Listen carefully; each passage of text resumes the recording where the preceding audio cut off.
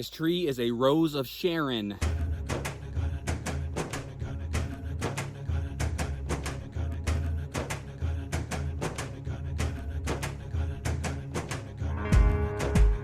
It's got a weed in the center of it too.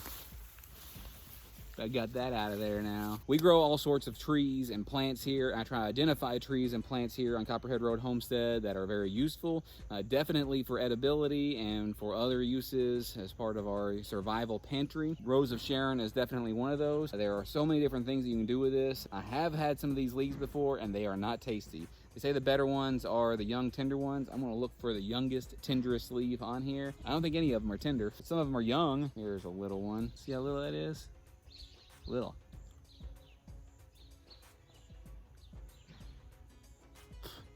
They don't taste very good at all, but they're edible. When you are trying to survive, trying to sustain yourself, delightful isn't always the most important thing. So here we have a tree that you can eat. You can also make a tea from the leaves as well. The bark is edible. The flowers are edible. I bet those are going to be tastier. Here's a beautiful flower. I'm gonna pull it off.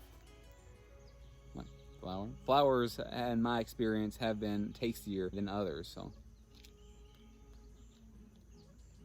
Yes, the flower is definitely much tastier. Okay. You can use the leaves to make a shampoo and a conditioner. The roots are edible. And not only that, but it is very beautiful. Apparently, they almost always will grow upright. It is a strict upright grower. It doesn't get to be a huge tree. They do propagate themselves very vigorously. When you have one, then you're likely to have others in the future. Grandpa actually moved it over here. This is right next to the property line. This shed behind me belongs to my neighbor. Probably about 20 feet.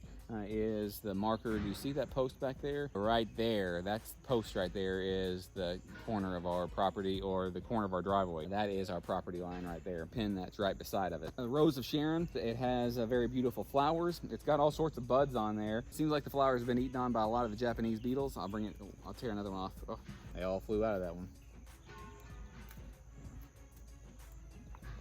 You see inside it there?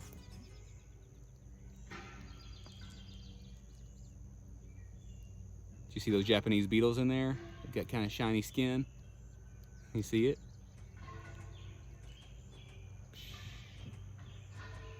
Anyway, every time I come up here to look at the flowers, there are Japanese beetles on there. They have decimated one of my apple trees. It does have a lot of beauty to it, and beauty is worth something. And also, these flowers are definitely pollinator attractors, so that's a great thing as well. They do have, you know, some very pretty flowers. And actually, I think you can get some Rose of Sharon in different colors. They are related to the hibiscus. So we planted a hibiscus that's more of a tropical plant. It's not really grown in our zone. I'm in zone 7. It died. For those of you who want to grow hibiscus in a climate that's higher, I think this will go all the way to zone 4 if I remember correctly. You can grow the Rose of Sharon. It is a natural diuretic. It's a great tree. I'm glad to have it. I'm probably going to plant some more. These leaves are not very tasty. I've already said that. They are not very tasty, but they are edible. And again, what we're doing in our survival pantry food forest is growing things that will provide for us when we need them to provide for us, and not just things that we like. Even if there is never a survival situation,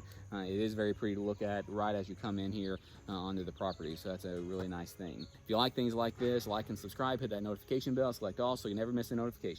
Thanks for coming.